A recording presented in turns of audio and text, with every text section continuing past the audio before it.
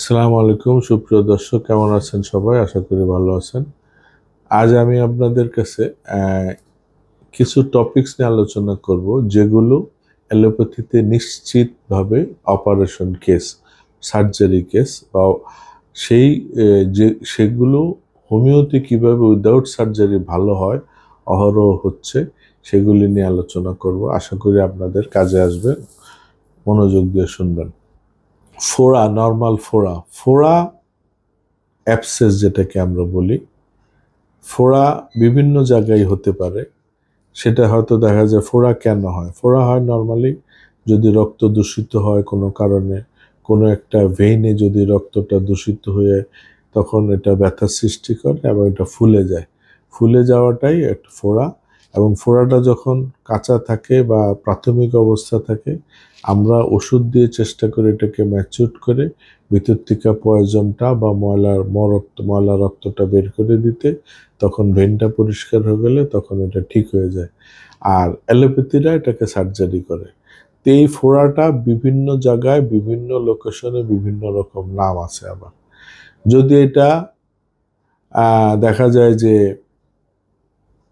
শরীরের কোনো একটা জায়গায় হইলো, হয়তো হাতে হইলো, পেটে হইলো, ঘাড়ে হইলো বা যে কোনো জায়গায়, বা অথবা কানে হইলো, সেটা বিভিন্ন জায়গায় ফোড়া হতে পারে। তবে নর্মালি ফোড়া দেখা যায় যে কারো কারো বগলে হয়, কারো কারো দেখা যায় মলদ্বারে হয়, হ্যাঁ, তারপরে বা কারো কারো জায়গায় বিভিন্ন শরীরের বিভিন্ন জায়গায় ফোড়া হতে থাকে। হ্যাঁ, সেটা স্কিনের যে কোনো পায়ে হতে পারে, হাতে হতে পারে। তো ফোড়াটার এক এক লোকেশনে ফোড়ার এক এক নাম এবং এক এক ধরনের চিকিৎসা। যদি সেটা মলদ্বারে হয় তাহলে আমরা বলি পেরিয়েনাল অ্যাবসেস, বা কখনো এটা ফিস্টুলা বলি। যদি এই অ্যাবসেসটা দেখা যায় যে ঘন ঘন হয় তখন এটা বলি আমরা পেরিয়েন ফিস্টুলাই ন্যানো, অর্থাৎ ভগন্দর। তো এই ফোড়াটার চিকিৎসাটা হলো, যদি এই ভগন্দর বা ফিস্টুলা হয় তাহলে ফিস্টুলা অ্যালোপ্যাথিতে কনফার্ম অপারেশন, কিন্তু আমাদের অপারেশন লাগে না। এই সিমটম কি? সিমটম হলো মলদ্বারের কোনো একটা অংশে হয়তো টনটন ব্যথা করবে, কোনো জায়গা ফুলে যাবে, কখনো কখনো এই ফুলাটা পাকার মতো মুখ বের হবে এবং সেখান থেকে পুজ বা সিক্রেশন হবে, ময়লা রক্ত, ময়লা, সাদা হলুদ পানি, এগুলো বের হবে। বা কখনো কখনো মুখ দেখা যায় না, ভিতরে প্রচণ্ড ব্যথা, টনটন শিনশিন শিনশিন করে। হ্যাঁ, সেক্ষেত্রে আমরা অবস্থা বুঝে দেখে, যদি দেখি আমরা মুখ বের হয় না, সেক্ষেত্রে আমরা পাকার ওষুধ দিব যাতে দ্রুত মুখটা বের হয়ে এবং ময়লাটা বের হয়ে যায়। তখন ফোড়াটা রিমুভ হয়ে যাবে এবং ভিতরের রাস্তাটা আস্তে আস্তে শুকাবে। এটা এটা হলো সিমটমগুলো, এই যেমন টনটন ব্যথা করবে, তারপরে হলো এবং কখনো কখনো এই ব্যথাটা খুব তীব্র হয়, তখন দেখা যায় পেন কিলার খেতে হয় বা গরম পানিতে বসলে একটু ভালো লাগে।